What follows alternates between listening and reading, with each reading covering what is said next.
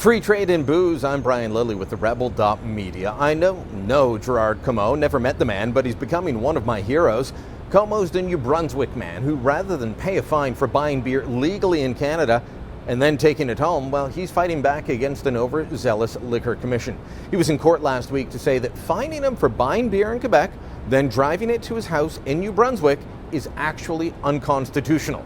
In court in New Brunswick last week, Comeau and his legal team argued that charging anyone for buying beer in Canada, buying beer that's made in Canada, and then taking it to their home still in Canada is actually a violation of Section 121 of the Constitution, which states all articles of the growth, produce, or manufacture of any one of the provinces shall, from and after the Union, be admitted free into each of the other provinces. That and Section 91 of the Constitution stating that the federal government is in charge of regulating trade and commerce. That should be good enough to get Comeau off, but we know that provincial governments have been trying to stop trade between the provinces since Confederation, even though ending those trade impediments, well, that was one of the reasons for implementing Confederation in the first place. New Brunswick actually limits residents to bringing back just one bottle of wine or spirits from another province, and you're only allowed about 18 bottles or cans of beer. Now, a quick look at the prices in New Brunswick might tell you why people like Comeau were going to Quebec. We'll pick on Coors Light, probably the best-selling beer of the country. In New Brunswick, the government store charges $45.95 for 28 cans. You can get 30 cans in Quebec for about $30.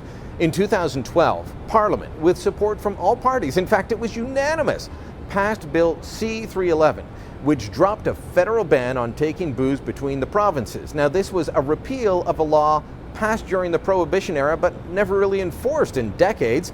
But few provinces took up the challenge. Here in Ottawa, lots of people head to Quebec to get cheap beer just across the river, and lots of people from Quebec cross the short bridge to buy cheap wine here in Ontario. They could be breaking the law. In fact, I just found out I've probably broken the law more than once. See, Ontario limits you to a little more than 3 bottles of spirits, a case of wine, and 3 cases of beer. I've been asking provincial bureaucrats what the fines actually are. I'm still not sure because, well, they're bureaucrats and they don't get back to you very quickly. Gerard Comeau lost his 14 cases of beer and was fined $292 for buying a legal product in Canada and then taking it home. Now, I asked Prime Minister Stephen Harper his thoughts on this Monday during a campaign stop in Ottawa. That's why we brought in federal legislation.